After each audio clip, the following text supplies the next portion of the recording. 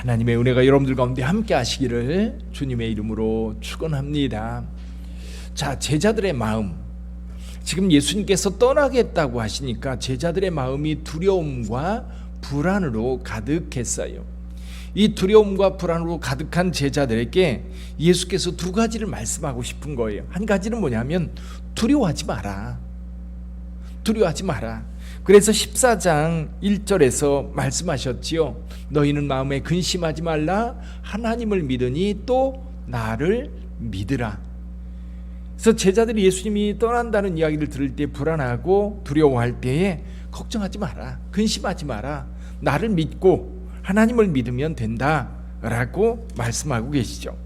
근데 오늘 본문의 말씀에 보니까 또 한 가지 예수님의 염려가 또 있어요. 그게 뭐냐면 실족에 대한 염려예요. 1절에서 이렇게 말씀합니다. 16장 1절, 내가 이것을 너희에게 이름은 너희로 실족하지 않게 하려 함이라. 실족하지 않게 하려 함이라. 왜냐하면 지금 걱정 근심하는 거에 대해서 예수님께서 하나님을 믿으니 또 나를 믿으라. 그리고 성령님을 보내주셔서 그 성령님께서 함께 하실 거다. 너희를 고아와 같이 버려두지 않겠다 말씀하셨어요. 근데 또 한 가지 걱정이 뭐냐면 박해입니다. 박해. 자, 오늘 2절 말씀해 보니까 이렇게 말씀하고 있어요. 사람들이 너희를 출교할 뿐 아니라 때가 이르면 무릇 너희를 죽이는 자가 생각하기를 이것이 하나님을 섬기는 것이다. 예수 믿는 자들을 박해하면서 그들을 죽이면서 하는 생각이 뭐냐면 우리가 하나님을 섬기느라고 이렇게 한다는 거예요. 대표적인 인물이 있었죠. 누굽니까? 사도 바울. 사도 바울이 처음에 예수님을 알기 전까지는 이 예수 믿는 사람들을 잡아다가 감옥에 가두고 박해를 하고 죽이는데 가표를 던지기까지 하였습니다. 박해하는 사람들이 그런 생각을 가지고 박해하니까 이 박해의 강도가요 엄청 큽니다. 여러분, 고통을 당할 때요 신앙의 확신을 가지고 박해를 하거나 고통을 주면요 여러분 그 강도가 엄청 강합니다. 왜냐하면 그 확신이 있기 때문에 그래요. 잘못된 확신이라 할지라도 그 확신이 있으면 거기에 몰입하거든요. 그런데 예수께서 분명히 말씀하셔요. 하나님을 알지 못하고 예수님을 알지 못하니까 예수 믿는 자들에 대한 박해를 한다는 거예요. 이런 박해가 있을 때에 우리의 믿음을 어떻게 지킬 건가? 여러분, 우리는 순교한 것에 대해서 우리 기독교 역사를 통해서 많이 들어왔습니다. 성경에서도. 그리고 기독교 역사 속에서 예수를 믿는 그 믿음 때문에 박해를 당한 사람들 많습니다. 박해뿐만 아니라 순교를 당한 사람들도 엄청 많아요. 그런데 여러분, 순교는 그냥 당하는 게 아닙니다.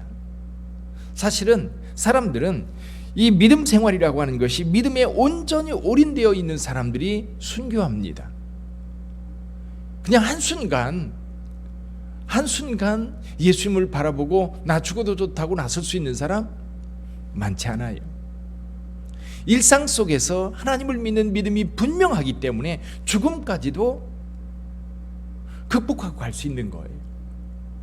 그러니까 일상적으로 예수님을 제대로 믿지도 않고 교회도 제대로 다니지 않고 기도도 하지 않고 하나님의 말씀에 대한 묵상도 없는 사람이 순교할 수 있을까요? 그렇지 않아요. 여러분, 그만큼 철저하지 않으면 순교하지 못합니다. 예를 들면 주기철 목사님 같은 경우도 그 고난을 어떻게 견딜 수 있어요? 견디기 어려워요. 순교하신 분들 순교하기 한꺼번에 한 번에 죽임을 당하는 게 아니거든요. 그 과정에 이르는 동안 상당히 많은 박해와 고통이 있어요. 그 고통을 견딜 수 있는 거는 여러분 온전한 믿음, 여기에 한 가지 더 있습니다. 오늘 본문의 말씀에서 예수께서 하신 말씀, 성령님을 보내주셔서 이 성령님으로 하여금 우리를 그 고난에서 이길 수 있도록 도우신다는 겁니다. 때가 되면 예수님의 제자들이 다 알 거예요. 그러나 예수님께서 여러분 성령님을 우리에게 보내시는 이유는 이 성령님께서 우리를 도와주셔요. 분명히 확신을 갖고 갈 수 있도록 돕는 분이 있는데 그분이 바로 성령님입니다. 믿음이 흔들릴 때, 확신이 흔들릴 때, 우리의 믿음을 꽉 잡아주리. 그분이 바로 성령님이라는 겁니다. 마지막 때가 되면 무엇이 옳은 것인지 분별하기가 어려워요. 여러분, 박해를 받을 때도 마찬가지입니다. 여러분, 악한 자들의 미혹이요, 얼마나 달콤한지 몰라요. 얼마나 확신에 차 있는지 몰라요. 예수를 부인하면 살려주겠다, 그리고 많은 부귀영화를 누리게 하겠다, 그런 이야기 너무 많이 합니다. 근데 그때에 여러분 확신이 없으면 흔들려 버려요. 그래, 이 고난받고 여기에서 그냥 죽느니 그냥 한번 부인하고 살아가겠다. 근데 여러분, 성령님께서 우리를 붙잡아 주실 뿐만 아니라 무엇이 진리인지, 무엇이 예수를 믿는 것인지 분명하게 성령님을 통해서 알려주시는 거예요.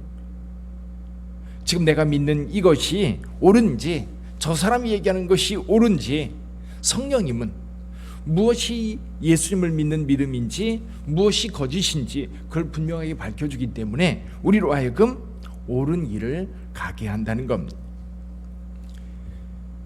예수께서 돌아가신다고 할 때에 두려움과 혼란에 빠졌던 제자들, 성령님께서 오셔서 이 모든 박해 뿐만 아니라 모든 불확실한 것들을 다 씻어내 주실 거예요.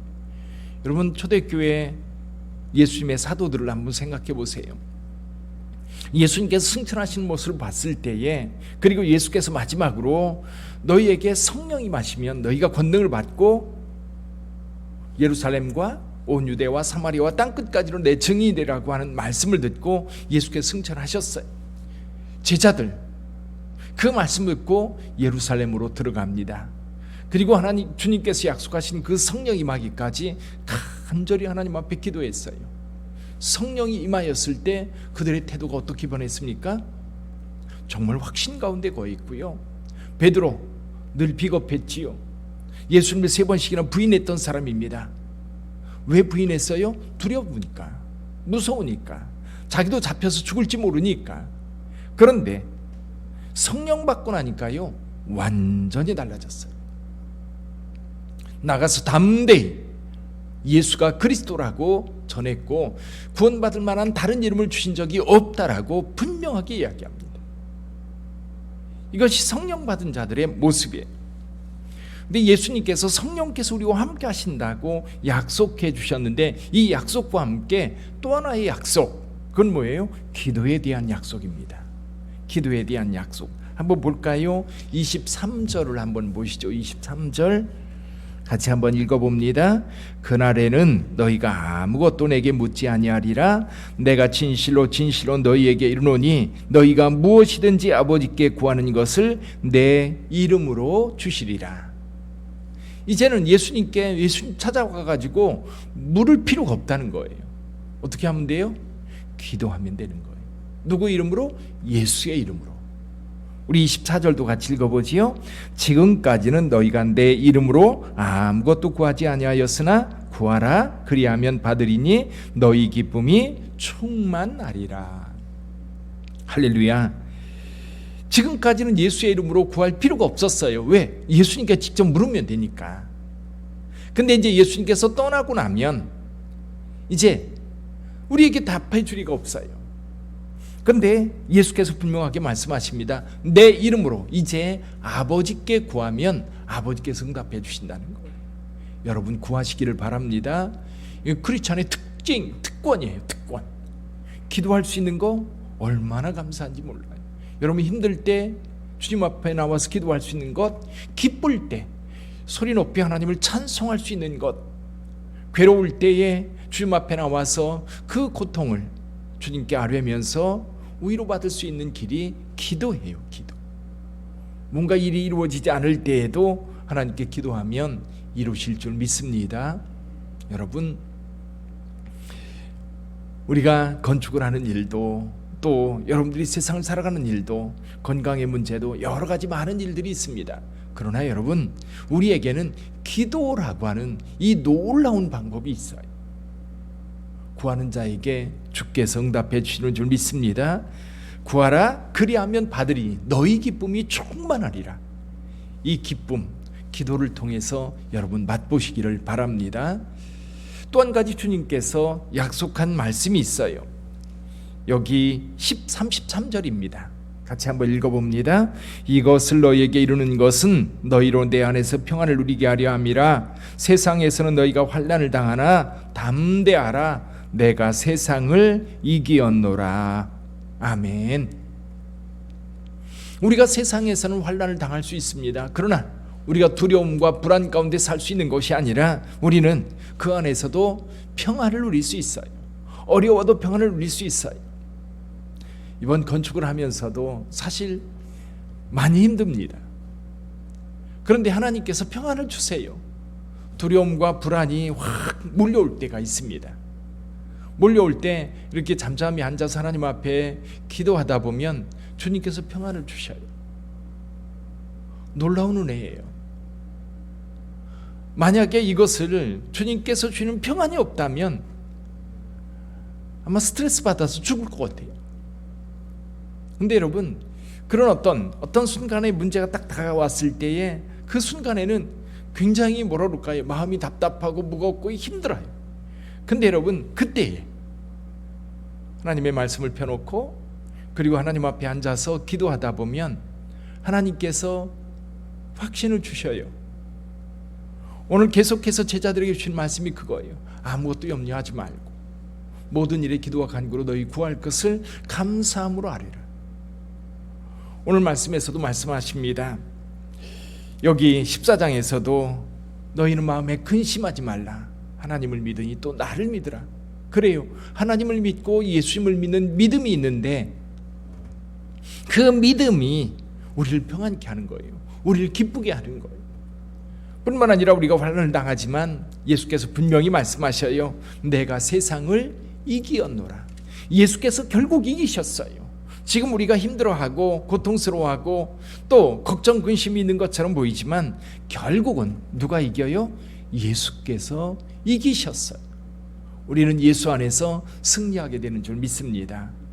여러 가지로 힘들어서 여러 가지로 부족해서 여기에서 이 전투에서 과연 이길 수 있을까? 여기에서 과연 내가 승리할 수 있을까? 근데요, 걱정하지 마세요. 최종적으로 주님께서 승리하셨어요. 우리 주 예수께서 주신 그 승리의 그 기쁨이 저와 여러분들에게 충만케 되기를 주님의 이름으로 축원합니다. 교회적으로도 그렇고요, 여러분 개인적으로도 가정적으로도 우리 주님께서 함께 하십니다. 2023년도 그렇게 승리하는 한 해가 될 수 있기를 주님의 이름으로 축원합니다. 기도하겠습니다.